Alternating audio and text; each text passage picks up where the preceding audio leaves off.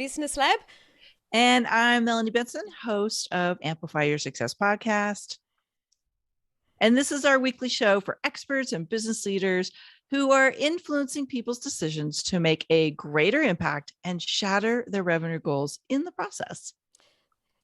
So how often do you work with clients who change their offers, question their messaging, stop and start, always feel like they're doing something wrong, and essentially they end up giving up and constantly trying to reinvent their business?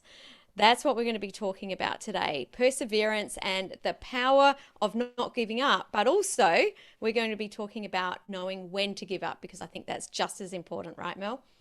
I think so. I think it's a master skill, right? Like I've been in business 21 years. I know you've been in business a long time too. And I think there's a bit of a skill set to recognize when something's good for you and maybe you're having some resistance or you're having doubts and fears that are playing in, and knowing that there's something that you need to tweak and refine to be able to get to the goal, to get to that outcome. And perseverance, I don't know, I think it's a superpower. I think it's something as an entrepreneur, a business leader, someone who is wrapping their expertise into a business, you have to know how to persevere and push through times that are really challenging, confusing, daunting, right? It's like you got a really big thing coming at you.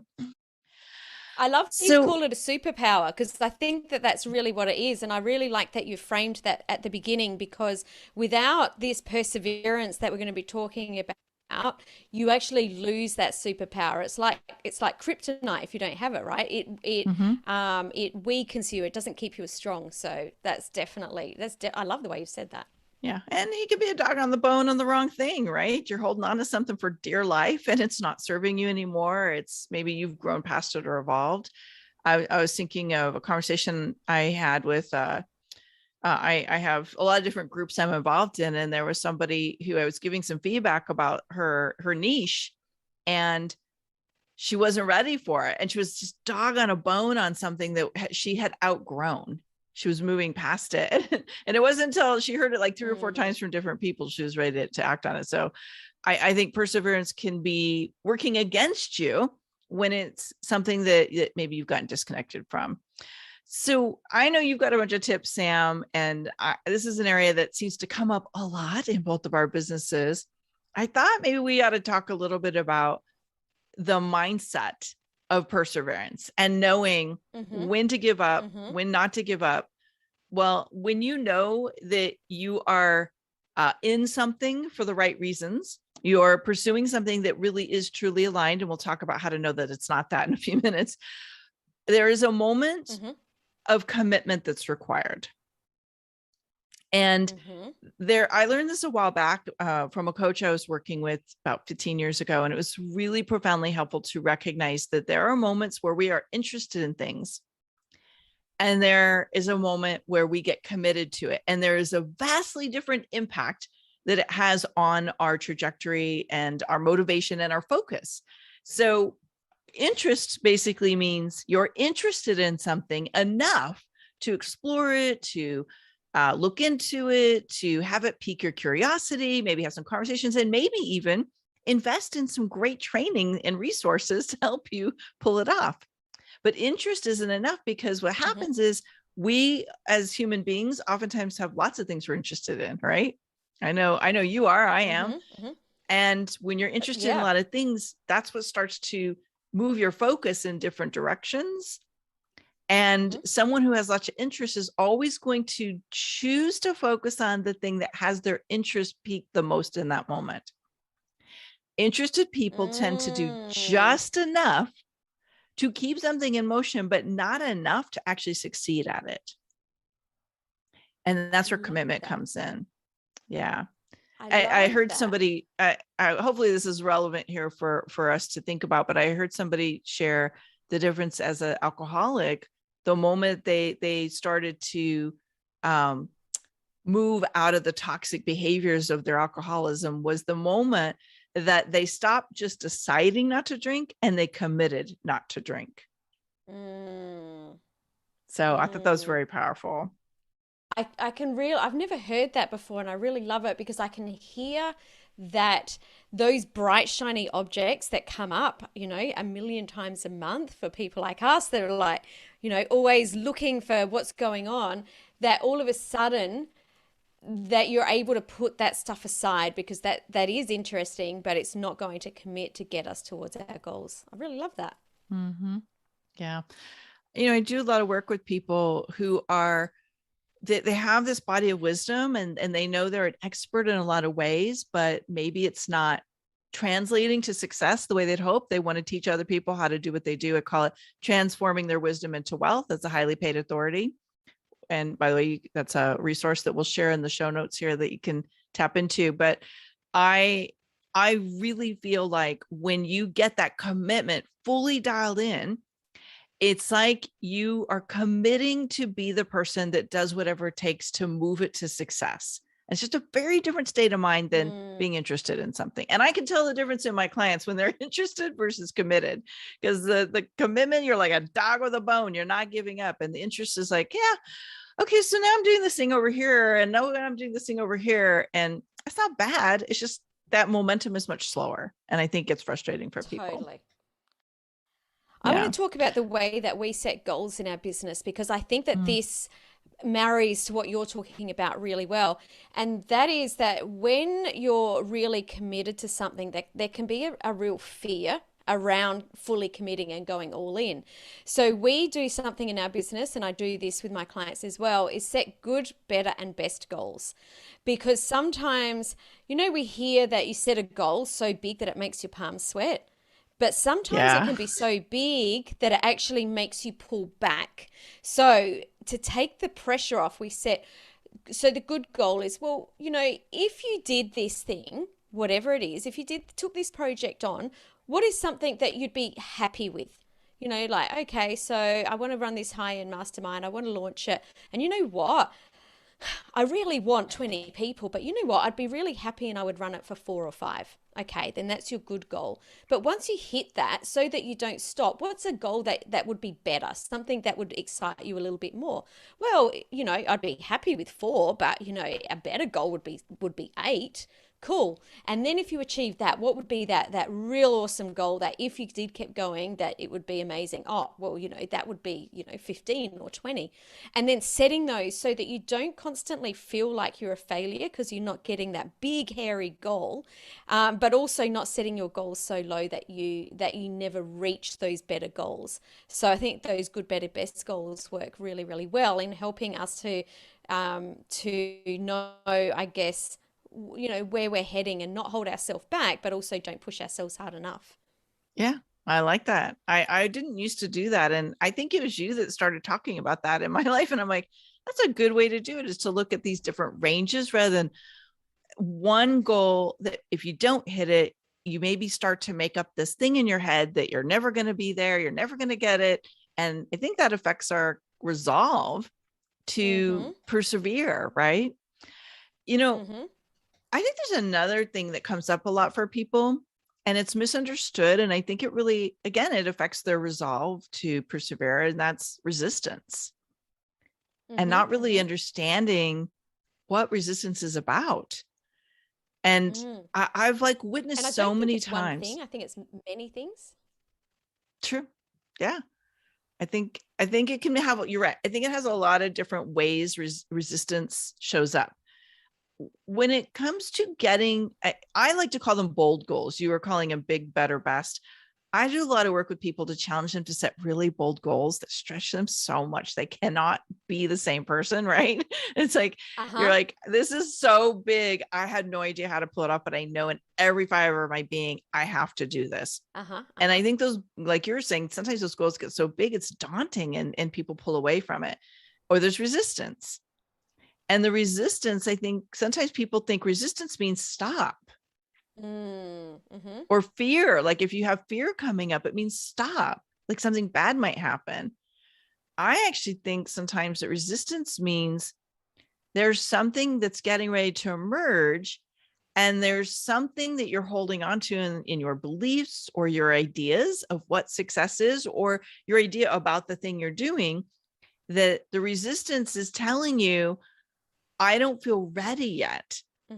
or there's conflict about it. Mm-hmm. So I don't know, like, what do you see happens for people when there's resistance that impacts that desire to persevere no matter what's going on? Well, I mean, obviously everyone's different, but definitely I see that resistance where that is the point where most people will pull back. And Yeah. it's normally because they're asking themselves a really unresourceful question, like, I don't know how to do this. That is the most unresourceful question ever because you don't need to know how. So I think this is the time when this resistance comes up, that's the time to start asking yourself resourceful questions, which are more like what or who, when, why.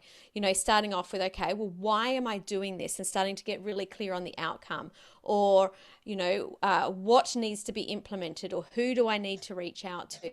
Because the how question will stop you in your tracks every time. And it still comes up for me. I don't know about you, Melanie, but sometimes I still notice that I say, how am I doing that? But I'll catch myself out really quick and I'll give myself a good talking to. Stop it. Don't ask that question. You don't need to know how you're doing, because when you're doing something really big or something new, you don't know how to do it. So asking yourself that question is just never going to have you moving forward. Yeah. And I think it's sometimes hard to think about continuing to go if it feels like there's never an end in sight, right? It's Mm-hmm. like, is Uh-huh. there ever an end to this? Am I ever going to get there? Whatever there is. I don't know, like coming back to this idea of perseverance for a second. I love this idea that, and I say something similar. I love this idea that if we're asking ourselves the wrong questions, it's very hard to continue the journey when you're getting in your head and you're getting yourself stuck and asking yourself, how am I going to do this? Or I don't know how to do it, which isn't even a question. It's Mm-hmm. just it's a statement that limits your vision of what's possible. And, I believe that great ideas emerge when you recognize there's resistance, but Mm-hmm. you do not let the resistance become a stop sign. I love that. Your best work, like the tweak, the maybe the bigger possibility, the bolder goal, the more expansive version of you, like we stretch our capacity to meet that thing that we're committed to in our lives. And if you're committed to small things, you get small growth, you get small outcomes. If you're Mm-hmm. committed to bold outcomes, you stretch into bold outcomes. Like that capacity stretches to meet you where you are committed to being. Mm. And I don't know, like I think resistance is just I think resistance is something that tells us we're on the edge, don't give up, but maybe be willing for it to look a little differently or to shift to allow you to achieve that goal in a way that you can't see as even possible yet. I love that. I think that there's another layer for me, and I don't know if you're going to resonate with this, but I think that sometimes resistance can be because we put so much meaning on one particular thing that we're not quite sure how to make it happen. And I think, actually, I don't think I know. I know that by treating our business like an experiment, it can open up so much more. So I'll give you an example of this because yesterday I was sitting down with my husband and business partner, and we were coming up with next quarter's projects or projects that we're carrying into 2022. And when you start talking about some of these big goals, you can be like, I don't understand how that fits in, or I don't, get how that works. Where we always have the conversation of, all right, well, let's just take away the being right. Let's just clear that off the table. And what if? We ask ourselves a lot of, well, what if? What could this look like? What if we did this? And we treat our business like a constant experiment. And with an experiment, just like it is in science, what you're doing is you're getting the data and you're using that to make the next sort of decisions rather than, saying, well, this is our goal and making everything it's almost like you're trying to fit a square peg into a round hole. So experimentation, I think, is a really great way to work through resistance. Okay, let's go deeper into this because this is really Yeah. good. And I tell people all the time, don't get attached, experiment, go test it, see how it feels, go like see how your market responds, right? And I think maybe this has a little bit to do with people who get into running their own business that maybe don't have that full entrepreneurial spirit, right? They're still learning how to be an entrepreneur. But like, how would you guide, like, what are some of the practical ways that can look if you're going to test and experiment in figuring out if this is right for you or if this is the next direction to go? Whoa, that's a big question because straight up, my brain is going, how do I do that? Because I really think it's the opposite. It's like if we decide that we want to, okay, let's dive into pricing because this is where a lot of people get resistance. Okay, so if we were deciding, okay, what could it look like if we 10x our pricing next week? Because that's a really big bold goal. It's something that really that you're like, I can't do that because Yeah. that's not possible. So around that, it's like, all right, well, okay, let's just have a chat about what would need to happen to fix our pricing. What would we need to deliver to our clients? And we would just start to, I guess, I call it brain dump. I don't know another way to say it, but we're just like, okay, well, let's just write a list of all the things that we could add in that would add value to be able to 10x our pricing. So it's coming up with that big, bold goal that usually seems like it's out of reach, and then asking ourselves, well, what could happen or what? And, some of it might be ridiculous. And this is what I really enjoy too, because we have lots of laughs because we just start to be silly. But out of that, especially if you're bouncing off people, you're like, okay, well, that was ridiculous, but it just gave me the thought, what about this? And I think it's just that constant play in what would it look like. Hmm. So I'm thinking back to our theme for today being perseverance. And what I'm hearing in that is trusting these little like niggly thoughts, these little tweaks of an idea that are sparking your enthusiasm and your inspiration. And instead of limiting them, going, well, I don't know how to do that, or that doesn't make any sense and everything else, you play it out and say, well, what would it look like? What could it look like? What would have to happen for this to be able to take off? Now, we got to contrast that with the constantly chasing a bright, shiny idea, which I think is the kind of the opposite problem, right? So we've got the side where it's like, okay, I don't know how to do something. And then there's the people that are trying to do it all. Like they're chasing all these different ideas. And we were opened this up today with this premise that sometimes people don't see the traction. So they're constantly refining and changing and adding and subtracting and getting ready to throw the whole business away. But maybe there's a better way to get that traction. What would you suggest to somebody who's in that space? Yeah, and can I just go even a little bit deeper because the specific way that I see this playing out in people's businesses is that they create some sort of program or product or mastermind, and they've got this great idea to create this thing, and they spend a lot of time doing it, and then they don't get the interest that they were expecting, and sometimes they might just get one person reach out. This is something that I hear a lot, and then they'll reach out to me and say, oh my goodness, only one person's interested. I don't want to run it for one person.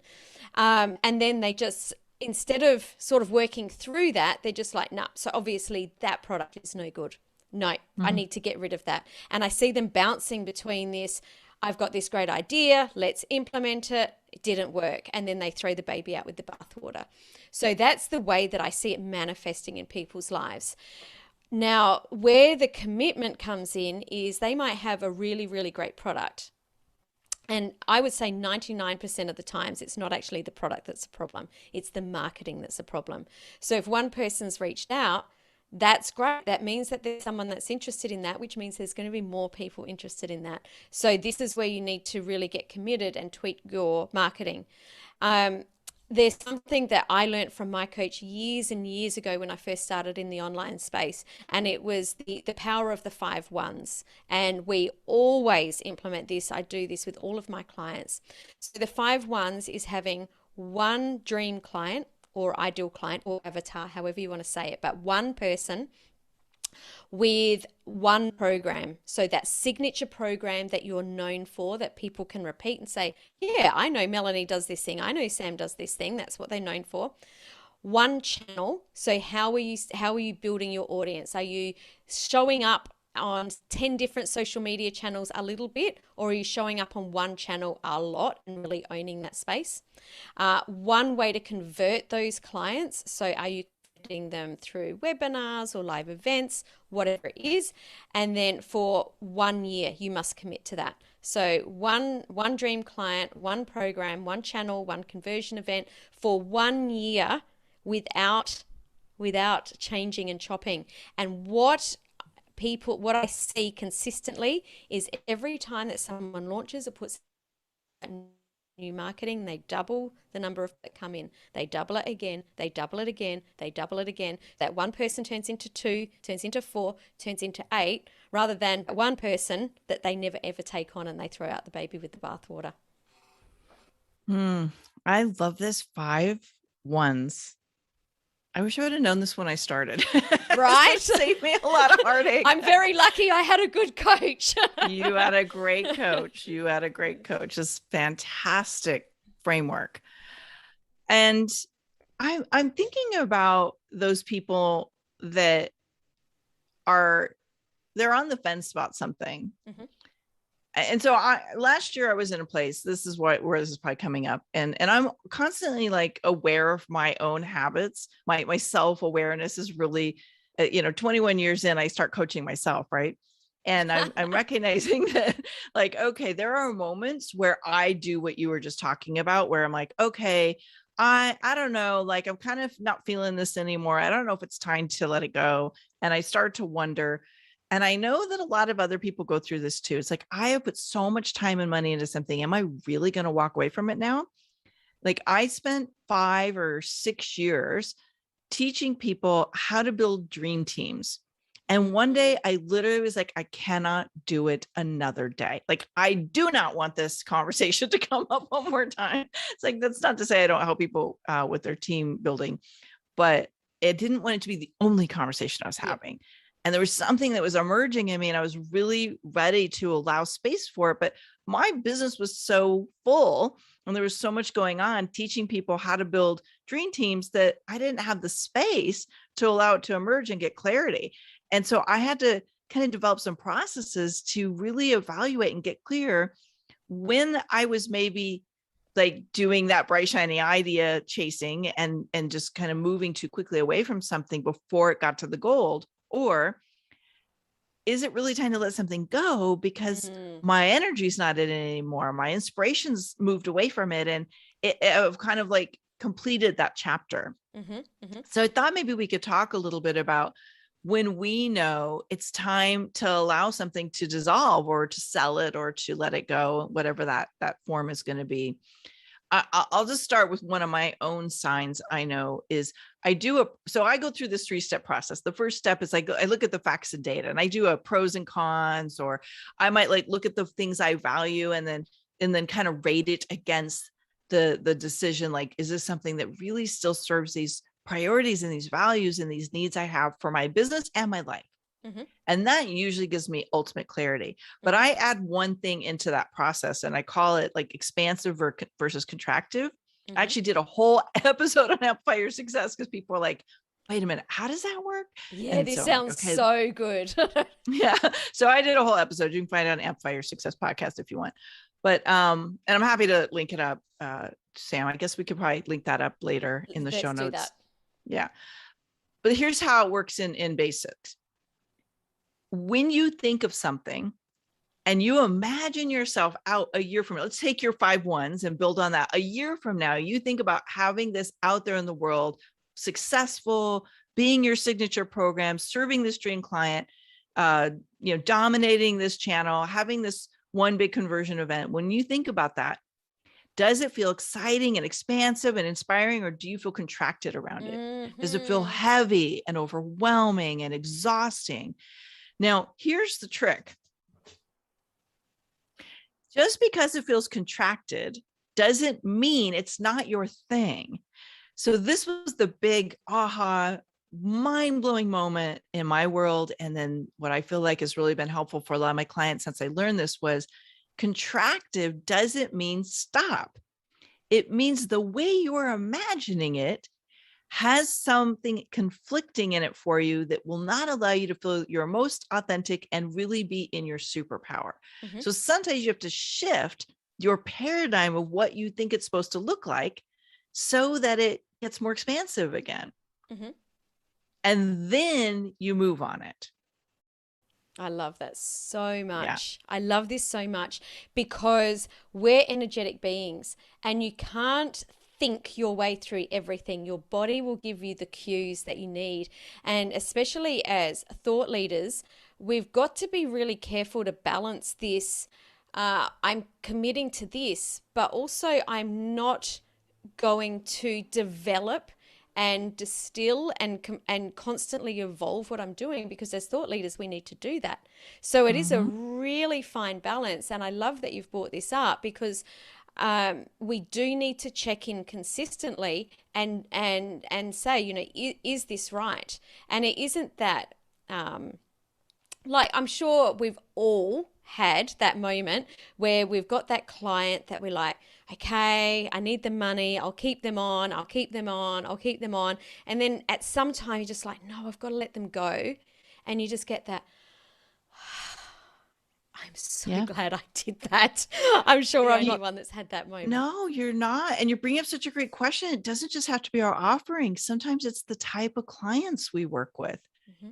You know, we start our businesses and we go through different chapters where we find ourselves, you know, like attracting a certain kind of people, or thinking that we're going to work with this type of business owner or this type of business. And then as we evolve, I think sometimes the type of clients we want to work with shifts too. Mm-hmm. So I think everything we're talking about can be applied to a program, a type of business, or a type of client, or even like what your role is in the business. It can apply to anything. Your messaging, your programs, all sorts. I know we were talking about this the other day and I got really excited because as we've gotten to know each other over the years, over the year, I should say, we've both realized, like, I feel like I've known you forever. We both realized we don't just go to practical, like logic brain tools. We both actually have a set of tools in our toolbox that use all of the tools at our disposal as human beings, a lot of them using energy and consciousness and ancient wisdom. You know, one of the tools when I go through my, okay, I've done the practical logical, now I've checked in for expansiveness versus contractedness. Then I'm like, I'm still confused. I don't know what I'm going to do. Then I go to the energy. And so I was sharing with you guys the other day, right? So I think the official term for this is a dowser. It's actually a crystal on a chain. Mm-hmm. I just for the record, I am only one woo on the woo-woo scale, but that woo serves me very well. So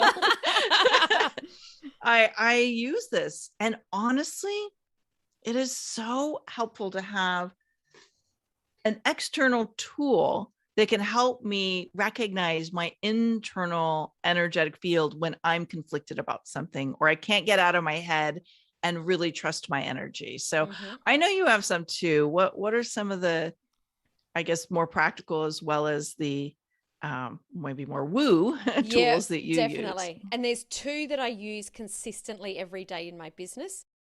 One of them is kinesiology. So if you've not heard of kinesiology, it's muscle testing. So the idea behind that is we have all the answers within us already.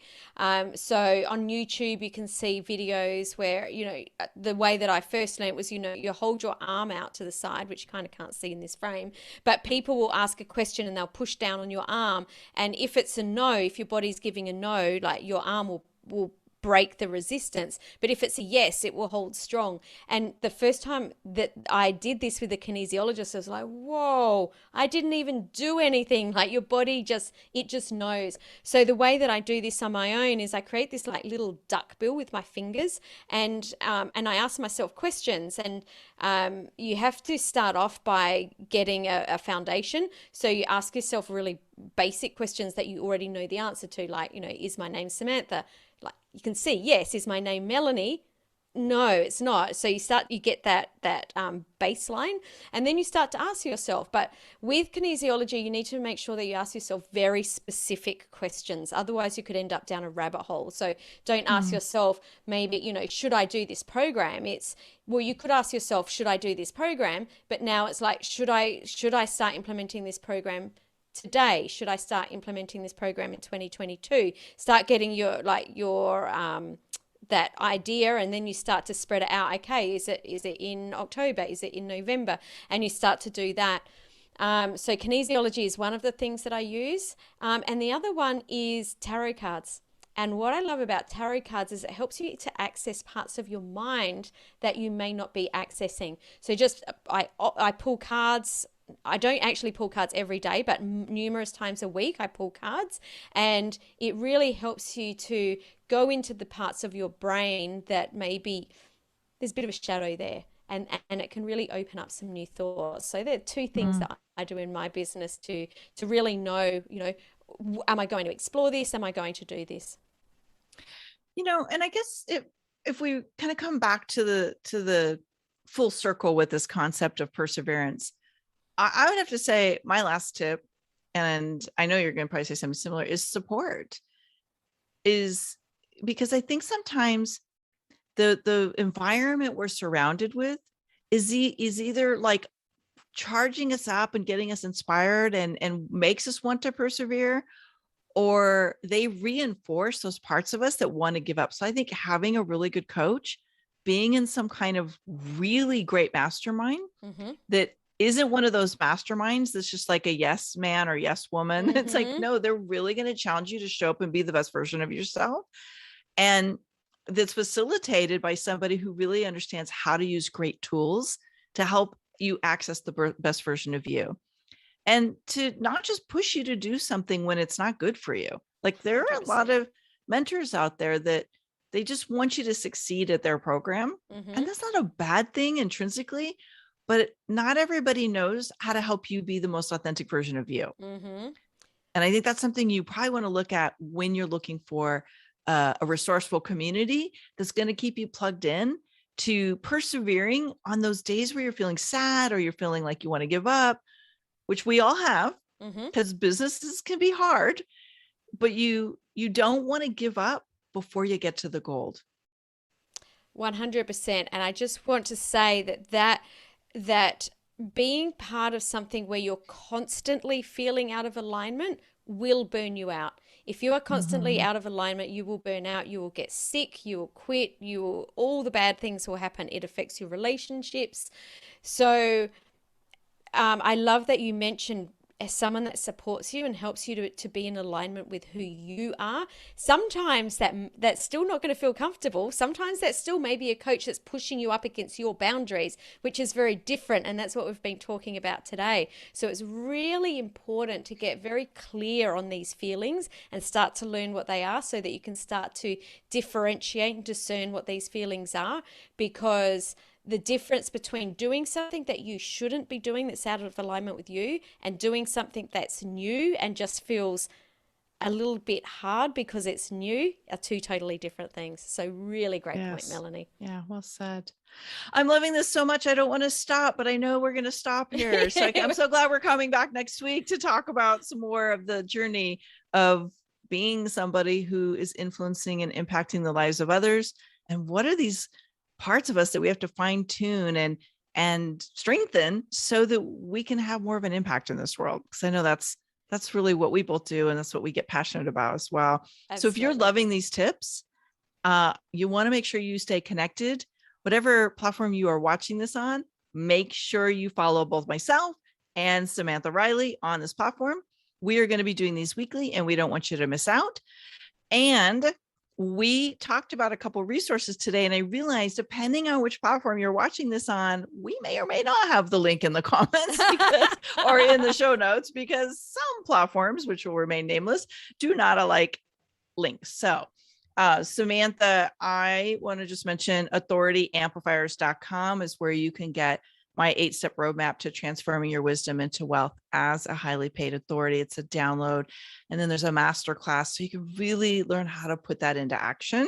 Love And that. I know you've got some great resources. Sam, what's the best one to share today? Yeah, I think today, if you want to really develop and distill your thought leadership so you can get those 5 ones really distilled down so they're nice and clear, then head to samanthariley.global/thought leader and get the free resource there so you can start to really get clear on those 5 ones so that you can commit and persevere to getting your goals.